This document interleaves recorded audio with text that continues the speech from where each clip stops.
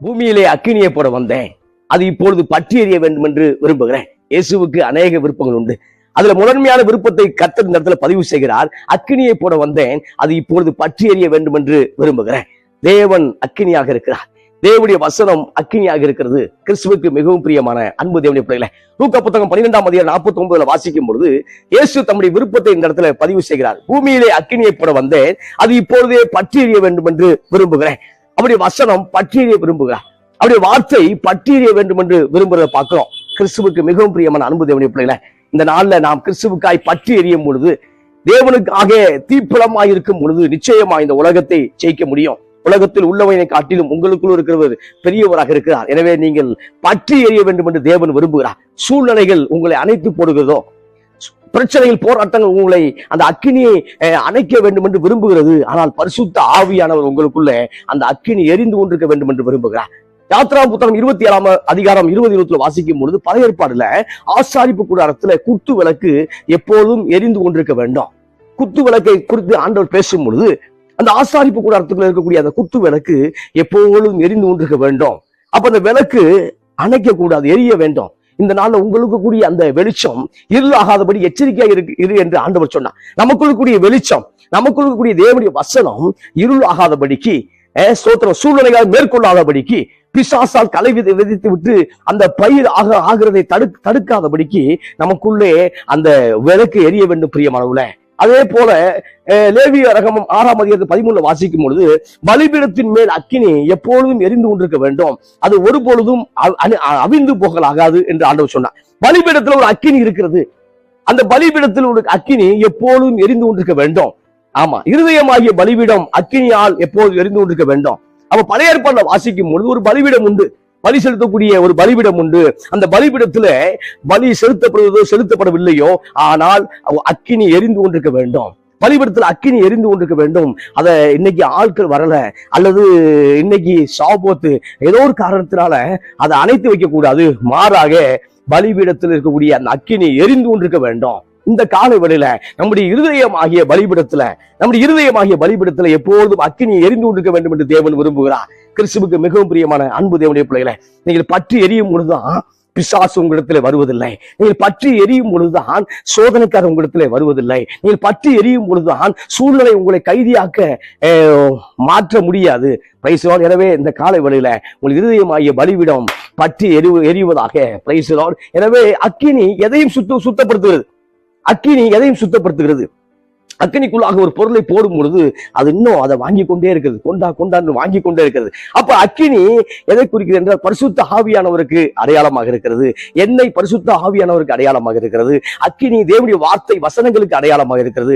இப்பொழுது அக்கினி எதை சுத்தப்படுத்துகிறது என்றால் நம்முடைய இருதயத்துடைய அழுக்கை சுத்தப்படுத்துகிறது, தேவையற்ற எண்ணங்களை சுத்தப்படுத்துகிறது, மன்னியாமை தன்மையை சுத்தப்படுத்துகிறது, அவிசுவாசத்தை சுத்தப்படுத்துகிறது, பல காரியத்தை சுத்தப்படுத்தி கொண்டே இருக்கிறது அந்த பரிசுத்த அக்கினி. எனவே ஆண்டவர் இந்த வார்த்தையை சொல்லி இருக்கிறார் என்னவென்றால், பூமியிலே அக்கினியை போட வந்தேன், அது பற்றி எரிய வேண்டும் என்று விரும்புகிறேன். இந்த காலை வேளையில அக்கினியோடு இருப்போம். ஆமென். அந்த அக்கினியோடு நாம் பிரயாணப்படுவோம்.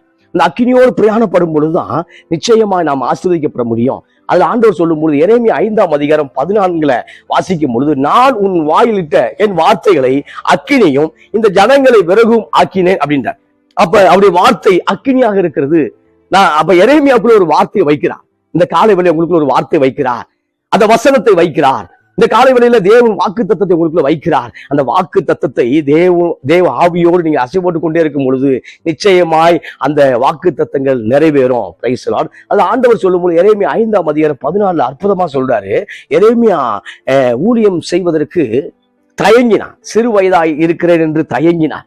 ஆண்டவர் என்னோடு பேசினார், அதை மக்களுக்கு சொல்லும் பொழுது நம்புவார்களா நம்ப மாட்டார்கள் என்று தயங்கினார். ஆனால் ஆண்டவருடைய திருவார்த்தை வந்தது, இந்த ஜனங்களை விறகாக்கினேன், உனக்கு உன் வாயில் வைத்த என்னுடைய வார்த்தையை அக்கினி ஆக்கினேன் என்று சொன்னதை பார்க்கிறோம். இந்த காலை வேளையில தேவனுடைய வார்த்தை அக்கினியாக இருக்கிறது.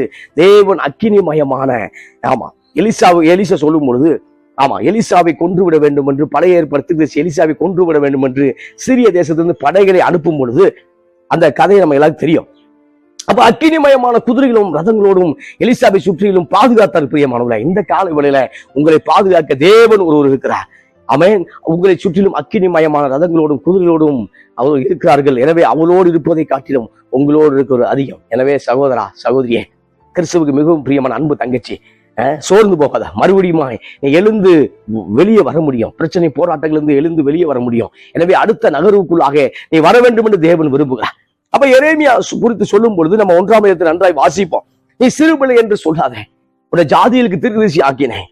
எப்ப ஆக்குறார் அப்படின்னா, தாயின் கற்பத்தில் வெளிப்படுவதற்கு முன்பாகவே எரேமியாவை ஒரு அழுகையின் தீர்க்கதரிசியாக, தேவனுக்கென்று புலம்புகிற தீர்க்கதரிசியாக, ஜனங்களுக்கென்று கண்ணீர் விழுகிற தீர்க்கதரிசியாக தேவன் தெரிந்து கொண்டார். அந்த தெரிந்து கொண்ட நோக்கத்தை அறிந்து கொண்ட எரேமியா எப்போதும் ஜெபிக்கிறவராக, ஜனங்களுக்காக தேவ சமூகத்துல பரிந்து பேசுகிறவராக காணப்பட்டார். ஏன்னா அவருக்குள்ள ஒரு அக்கினி இருந்தது. இந்த கால வேளையில நமக்குள்ள ஒரு அக்கினி இருக்குமானால், நமக்குள்ள தேவனுடைய அக்கினி இருக்குமானால் நிச்சயமாக நாம் ஆஸ்வதிக்கப்பட முடியும். எனவே இந்த நாள்ல அக்கினியா இருக்கக்கூடிய அந்த கங்கா இருக்கக்கூடிய அந்த கங்கை யாரும் தொடர்றதில்லை.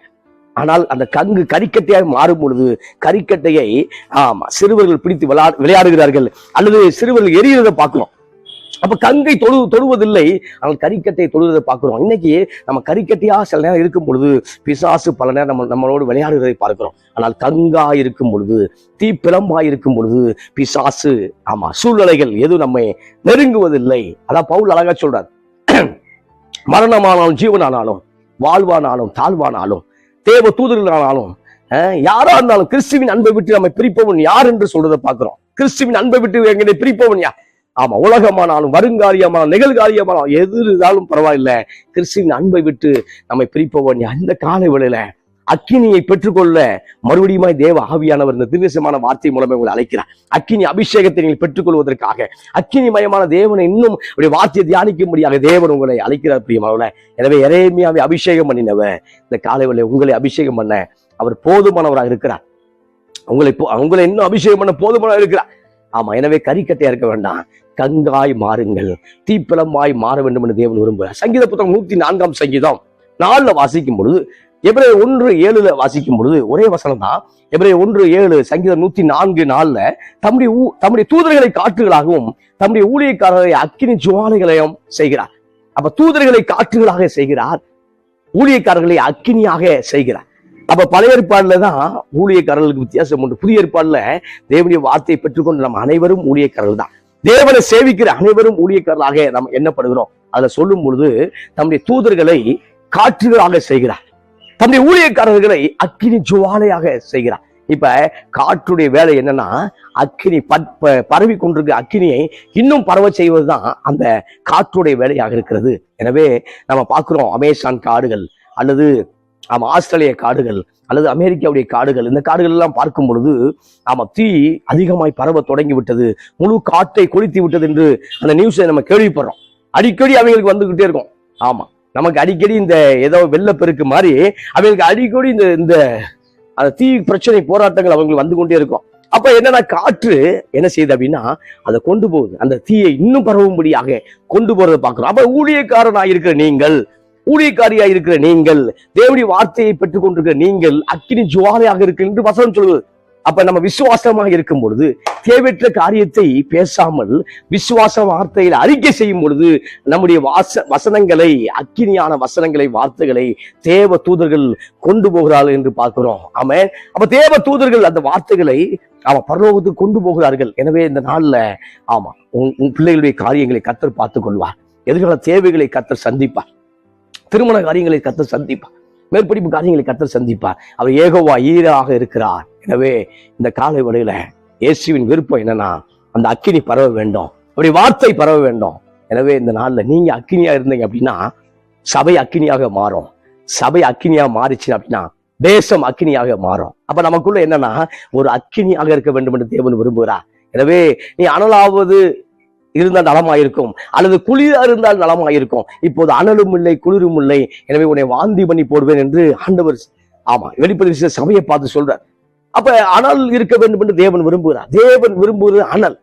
ஆமென் சொல்லுங்களேன். அப்ப குளிர் காலத்துல அனலாக இருக்க வேண்டும் என்று விரும்புகிறோம். சாப்பாடு, ஃபுட்டு, ட்ரிங்க்ஸ், அப்ப காஃபி, டீ எல்லாம் அனலாக இருக்க விரும்புகிறோம், சூடா இருக்க விரும்புகிறோம். ஏன் அப்படின்னா அது அந்த கிளைமேட்டுக்கு அது சூடா குடிக்கும் போது நல்லா இருக்கு. அதே மாதிரி தான் தேவன் உன்னை அனலாக இருக்க விரும்புகிறார். மகனே, மகளே, சகோதரா, சகோதரியே, நீ அனலாக இருக்க வேண்டும் என்று தேவன் விரும்புகிறார். அதுல வாசிக்கும் பொழுது அற்புதமாக வாசிக்கிறோம். அப்ப தம்முடைய தூதர்களை என்ன செய்யறாருன்னா காற்றுகளாக, தம்முடைய ஊழியக்காரர்களை அக்கினி ஜுவாலையாக செய்கிறார். இந்த காலை வேளையிலே உங்களை நீங்க தான், உங்க சபைக்கு அக்கினி ஜுவாலை, உங்க குடும்பத்துக்கு நீங்க தான் அக்கினி ஜுவாலை. அப்ப அக்கினி ஜுவாலை என்பது ஸ்தோத்திரம், தேவனுடைய அக்கினி ஜுவாலை என்பது உங்களுக்கு பாதுகாப்பை குறிக்கிறத பாக்குறோம். நான் எருசலேமுக்கு அக்கினி மதிலாக இருந்து பாதுகாப்பேன். சகரியால வாசிக்கிறோம், நான் எருசலேமை சுற்றிலும்.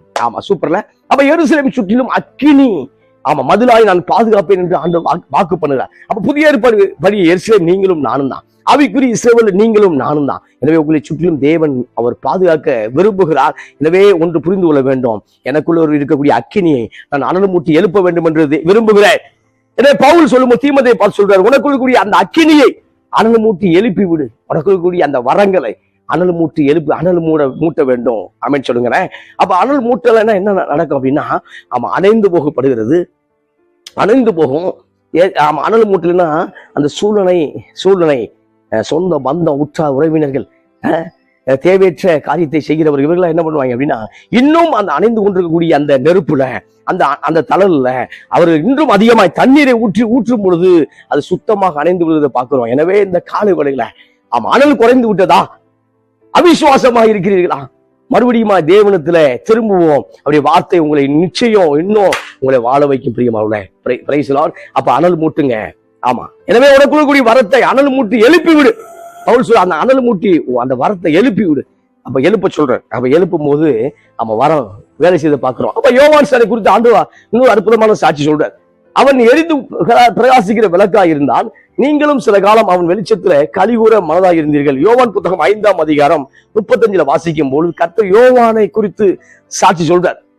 நீங்க ஏற்கனவே ஆள் அனுப்பி யோவான் விசாரிச்சு பார்த்தீங்க, அவன் நல்ல சாட்சி சொல்றான் அப்படின்றார். யோவான் புத்தகம் 5ஆம் அதிகாரத்தில் வாசிக்கும் பொழுது இயேசுவை யார் என்று சொல்லி யோவான் ஸ்நானகன் ஆள் அனுப்பி விசாரிக்கிறாங்க.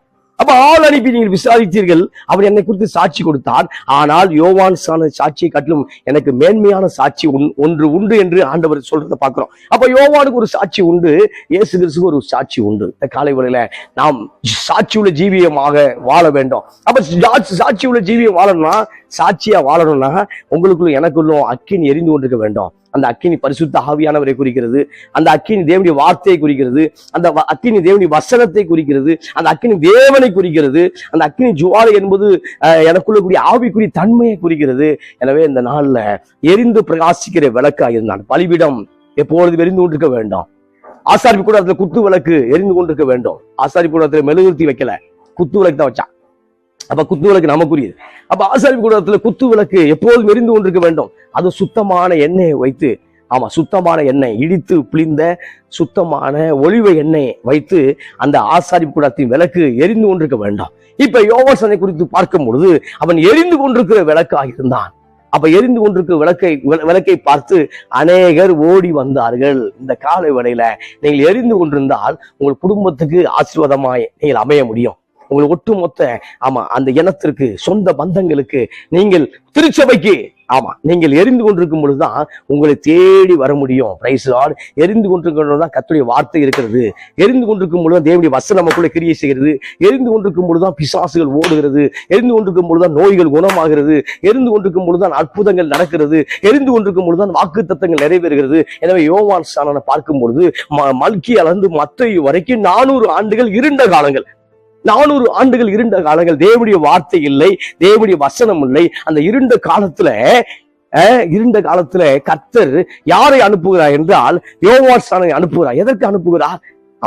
எதற்கு அனுப்புகிறார் என்றால் வனாந்தரத்துல வழிகளை உண்டாக்க, இயேசு கிறிஸ்துவுக்கு வழியை ஆயத்தப்படுத்த, அந்த ஏசியா சொல்லப்பட்ட வார்த்தை நிறைவேறுவதற்காக இயேசுவுக்கு முன்னோடியாக வந்து வழியை செவ்வாய்ப்படுத்துகிறார். அப்ப மினிஸ்டர் வரும்பொழுது ரோடு போடுறாங்க பாருங்களேன். அதுக்கு முன்னாடி வரைக்கும் கிராமங்கள்ல அல்லது அந்த சிட்டிக்குள்ள எல்லாம் ரோடு ரொம்ப மோசமா இருக்கும். அப்ப மினிஸ்ட்ரி வரும்பொழுது, ஒரு சிஎம் வரும்பொழுது அப்ப அந்த ரோடுகள்லாம் சரியாக வடிவமைக்கப்படுகிறது. அதே போலதான் இயேசு வருவதற்கு முன்பாக ஞானஸ்நானத்தை குறித்து, இயேசு வருவதற்கு முன்பாக எனக்கு பின்பு ஒருவர் வரப்போகிறார், அவருக்கு நான் வழியை ஆயத்தப்படுத்த வந்திருக்கிறேன், அவர் அக்கினியினால் உங்களுக்கு ஞானஸ்நானம் கொடுப்பார் என்று சொல்லி வழியை ஆயத்தப்படுத்தப்பட்டவர் தான் யோவான் ஸ்நானன். அந்த யோவான் ஸ்நானனை தேவன் அனுப்பும் பொழுது எப்போ அனுப்புறாருன்னா, நல்ல காலத்துல அனுப்பல, இருண்ட காலத்துக்குள்ளாக அனுப்புகிறார். அப்ப 400 ஆண்டுகள் கர்த்தருடைய வார்த்தையை அவர்கள் கேட்கவில்லை. அந்த இருண்ட காலத்துக்குள்ளாக ஒளியாக வந்தவர் தான் யோவான் ஸ்நானன். அவன் அந்த ஒளியை அல்ல, அந்த ஒளியை குறித்து சாட்சி கொடுக்க சாட்சியாக வந்தான். அப்ப அவன் அந்த ஒளி அல்ல, ஒளியாகி இயேசுவை குறித்து, ஒளியாகி இயேசுவை குறித்து, ஒளியாகி தேவனுடைய வார்த்தையை குறித்து, நான் உலகத்துக்கு ஒளியாகி என்று சொன்னாரே அந்த இயேசுவின் வார்த்தையை குறித்து, ஒளியான இயேசுவை குறித்து, ஒளியான இயேசுவை குறித்து சாட்சி கொடுக்க வந்தான். அப்ப அந்த ஒளியை குறித்து பேச பேச இவருக்குள்ள ஒரு ஒளி உண்டாயிருச்சு பிரியமானவர்களே.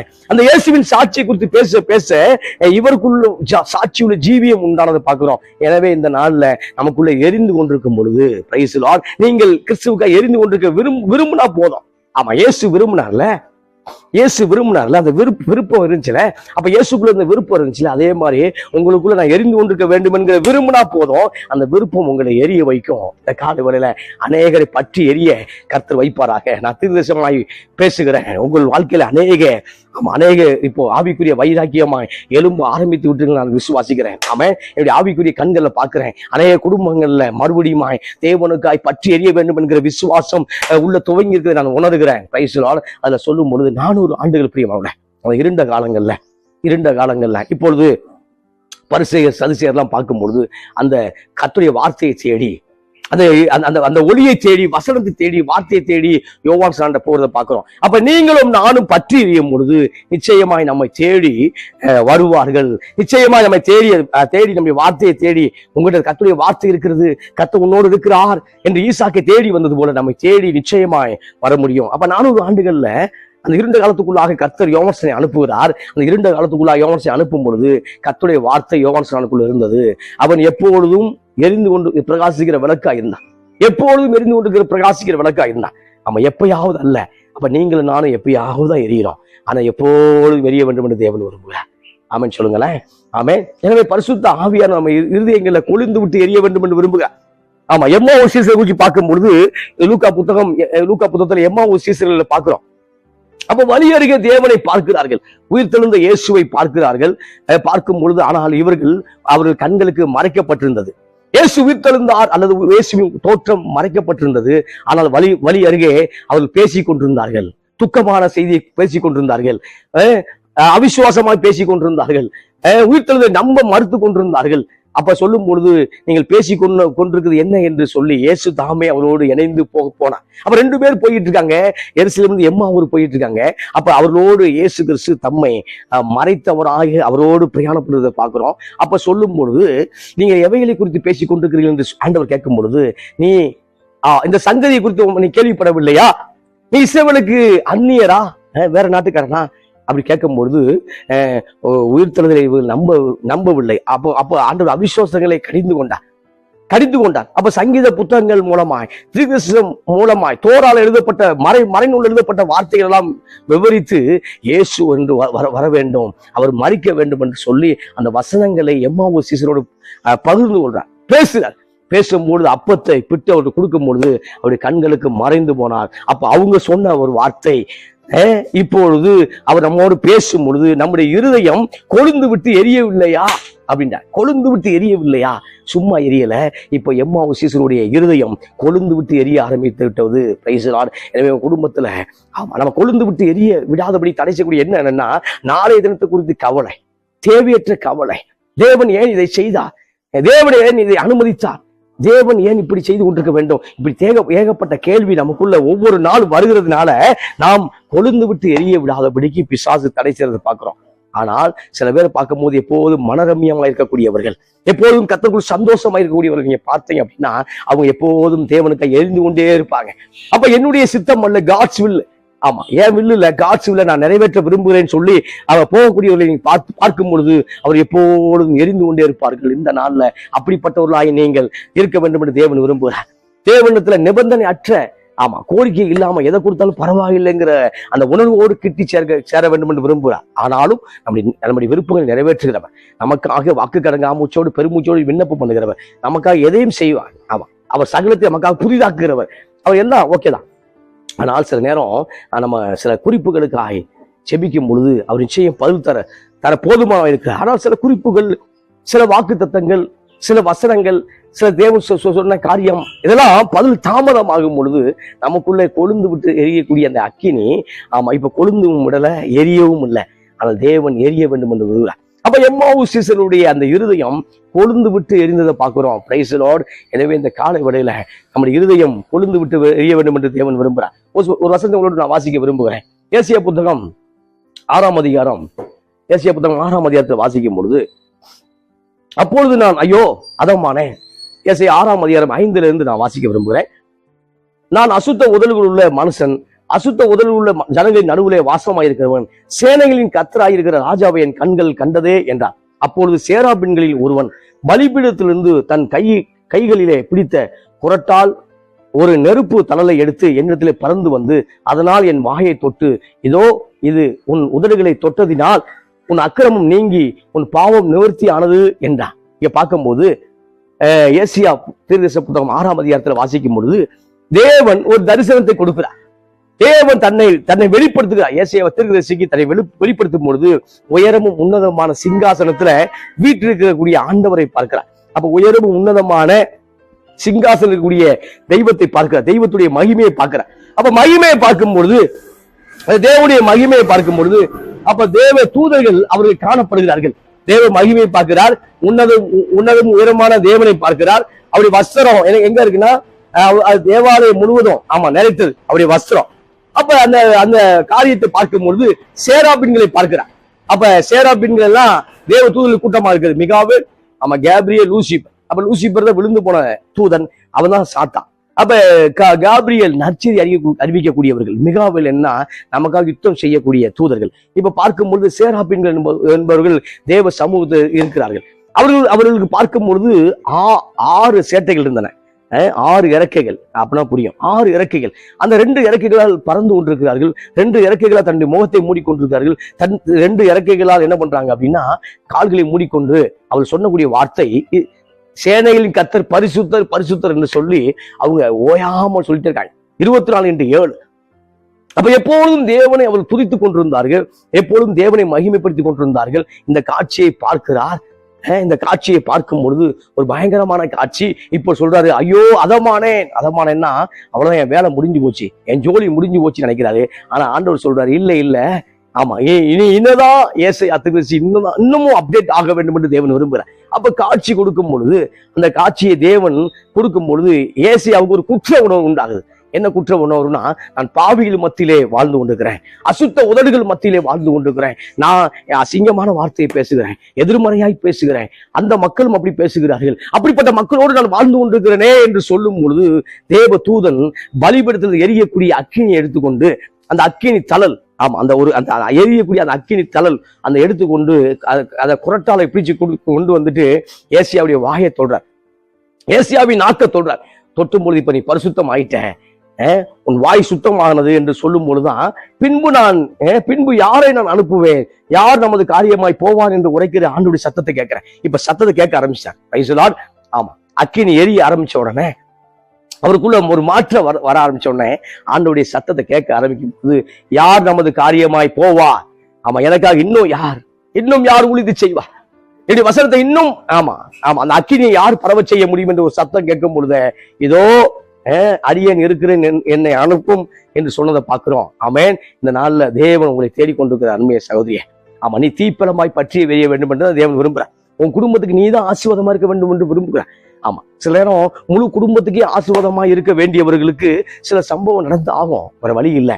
ஆனாலும் கர்த்தர் தீமையை நன்மையாய் மாற்றுவார், ஆசீர்வதிப்பார். அப்ப உங்க குடும்பத்துக்காக, திருச்சபைக்காக நீங்களும் நானும் தான் பற்றி எரிய வேண்டும். அப்ப பற்றி எரியும் பொழுதுதான் திருச்சபை பற்றி எரிய ஆரம்பிக்கிறது. திருச்சபையில அந்த அக்கினி தேவனுடைய வசனம் வார்த்தையில் அந்நிய பாஷை மூலமாய், பரிசுத்த ஆவியானுடைய வல்லமை மூலமாய், வரங்கள் மூலமாய் வெளிப்படும் பொழுது தேசத்துக்குள்ளாக ஒரு வல்லமை வரங்கள் கிரியை செய்யறதை பார்க்கிறோம். எனவே பெந்தேகோஸ் நாள் வந்த பொழுது வாசிக்கிறோம், அந்த பெந்தேகோஸ் நாள்ல பரிசுத்த ஆவியான வந்து இறங்குறார். அது அவர் இறங்கும் பொழுதே அந்த அக்கினிமயமான நாவு தான் அவங்க தலைமையில வந்தது. அதை வாசிக்கிறேன். அப்போ 2ஆம் அதிகாரம் 3ல வாசிக்கும் பொழுது, அல்லாமலும் அக்கினிமயமான நாவுகள் போல் பிரிந்திருக்கும்படி நாவுகள் அவர்கள் மேல் காணப்பட்டு அவர்கள் மேல் ஒவ்வொரு மேலும் வந்து அமர்ந்தது. அவர்கள் அந்த அக்கினிமயமான நாவுகளை கண்கள் பார்க்கிறது. அவர்கள் மேல் காணப்படுது. இப்ப அவர்கள் மேல் வந்து அமர்ந்துருது. சூப்பர்ல, வா. அப்ப அவர்கள் மேல் காணப்படுகிறது. இப்ப அந்த அக்கினிமயமான நாவு, அப்ப நாக்குல ஃபயர் இருக்கு, அந்த ஃபயர் மேல வந்து தலை மேல வந்து அமர்ந்திருக்கிறது. இப்ப அது அமர்ந்த பொழுது அவர்கள் அந்நிய பாஷையில பேச ஆரம்பித்தார்கள், தேவனை துதிக்க ஆரம்பித்து விட்டார்கள். எனவே நாவும் நெருப்பு தான், யாக்கோபுல வாசிக்கிறோம். அப்ப நாவு நெருப்பு தான், சிறிய சிறிய தீ பெரிய காட்டை கொளுத்தி விடுகிறதே. அப்ப சின்ன ஃபயர் காட்டை கொளுத்துறது. இப்ப நம்ம நாக்குல நெகட்டிவா பேச பேச அப்ப வாழ்க்கைங்கிற அந்த அந்த சக்கரத்தை அது வந்து நெகட்டிவா பேசும், எதிர்மறையாய் பேசும் பொழுது வாழ்க்கை சக்கரத்தை இந்த நாவு கொளுத்தி விடுகிறது. ஆனால் விசுவாசமாய் ஆரோக்கியமான வார்த்தைகளை பேசும் பொழுது, ஆரோக்கியமான உபதேசத்தை பேசும் பொழுது, ஆரோக்கியமான காரியத்தை நாடும் பொழுது அந்த நாக்கு கூடிய வல்லமை என்ன செய்யுது அப்படின்னா அந்த ஆயுள் சக்கரத்தை சூப்பர் ஆகுது. அது தொடர்ந்து ஆண்டவரோடு ஓடும்படி செய்யறது, அது நம்ம நடத்துது. ஆமேன் சொல்லுங்களேன், ஆமேன். அப்ப நம்ம இதயங்களில் எப்பொழுதும் பரிசுத்த ஆவியானவர் எரிந்து கொண்டிருக்க வேண்டும். இதயமாகிய பலிபிடத்தை நம்ம ஒப்பு கொடுக்க வேண்டும். இதயமாகிய பலிபிடத்துல ஆமா குத்துவிளக்கு எப்படி எரியுதோ, பலிபிடத்துல அக்கினி எப்படி எரிந்து கொண்டிருக்கிறதோ, நமக்குள்ள இதயமாகிய பலிபிடத்துல இதயமாகிய பலிபிடத்துல அக்கினி எரிந்து கொண்டிருக்க வேண்டும். எனவே நிறைவு செய்ய விரும்புகிறேன். ஆண்டவர் சொல்ற அது இப்பொழுதே பற்றி எறிய விரும்புகிறேன், நாளைக்கு அல்ல. இன்றைக்கே ஜெபிக்க தொடங்க வேண்டும் என்று விரும்புகிறேன். இன்றைக்கே நீ உபவாசம் பண்ண வேண்டும் என்று விரும்புகிறேன். நீ இன்றைக்கே அற்புதங்கள் செய்ய ஆரம்பிக்க வேண்டும் என்று விரும்புகிறேன். இன்றைக்கே நீ ஊழியத்தை செய்ய வேண்டும் என்று விரும்புகிறேன். இன்றைக்கே திருமறை நீ இன்னும் ஆழமாய் வாசிக்க வேண்டும் என்று விரும்புகிறேன். இன்றைக்கு ஆண்டவரோடு பயணப்பட வேண்டும் என்று விரும்புகிறேன். இன்றைக்கு ஏசியா 6ஆம் அதிகாரத்தை தேவன் தரிசித்தது போல நீயும் உனக்குள்ள தரிசனம் உண்டாக வேண்டும் என்று விரும்புகிறேன். அதான் ஆண்டவர் சொல்றேன். அப்ப அந்த அக்கினி பற்றி எறிய வேண்டும் என்று விரும்புகிறேன். இந்த கால வேளையில கர்த்தருடைய வார்த்தை உங்களுக்கு அறிவித்திருக்கிறேன். உங்களுக்குள்ள அக்கினி பற்றி எழும்புவதாக. அப்ப இருக்கக்கூடிய அக்கினி அது தீப்பழம்பாய் மாறுவதாக. அப்ப இருக்கக்கூடிய அக்கினி அந்த தீப்பழம்புகள் கொழுந்து விட்டு எரிவதாக. எரியும் பொழுது நீங்கள் அநேகருக்கு இயேசுவை சாட்சி பகர முடியும். அநேகருடைய வாழ்க்கை, இருளான வாழ்க்கையை எப்படி யோவான்சானன் அந்த எரிந்து பிரகாசிக்கூடிய விளக்காக இருந்த யோவான்சானன் அநேக வாழ்க்கையை மாற்றி அமைத்தது போல நீங்களும் அநேகருக்கு வாழ்க்கையை மாற்றி அமைக்க முடியும். ஆமா, யோவான்சானன் எப்படி இருட்டுக்குள்ள வந்து அந்த இருண்ட காலத்துக்குள்ளாக வந்து அவர் வெளிச்சத்தை உண்டாக்கினது போல நீங்களும் வெளிச்சத்தை உண்டாக்கும்படி தான் அழைக்கப்பட்டிருக்கிறீங்க. அப்ப நீங்க ஒரு வீட்டுக்கு போய் ஜெபம் பண்ணும் போது அது வெளிச்சம் உண்டாகும். நீங்கள் ஒரு இடத்துக்கு போய் செபிக்கும் போது அங்க இடத்துல அற்புதம் நடக்கும், பிசாசுகள் ஓடும், நோய்கள் குணமாகும். அப்ப நான் என்ன செய்யணும் அப்படின்னா காட்ஸ் வில்லே மூவ் ஆகணும். நான் தேவ சித்தத்திலே நடக்க வேண்டும், நான் தேவ சித்தத்துக்குள்ளே பயணிக்க வேண்டும், அவருடைய வார்த்தை பரவ வேண்டும், அவருடைய ராஜ்யம் விரிவடைய வேண்டும். இந்த நோக்கம் இருக்கும் பொழுது நிச்சயமாக தேவன் உங்களை அங்கீகரிப்பார், உங்கள் ஜெபத்தை அங்கீகரிப்பார். ஸ்தோத்திரம். நீ இழந்து போனதை திரும்ப பெற்றுக் கொள்வீர்கள். கர்த்தர் உங்களை வாழாக்காமல் தலையாக்குவார். எனவே பற்றி எறியுங்கள், கர்த்தருக்காக பற்றி எறியுங்கள். கர்த்தர்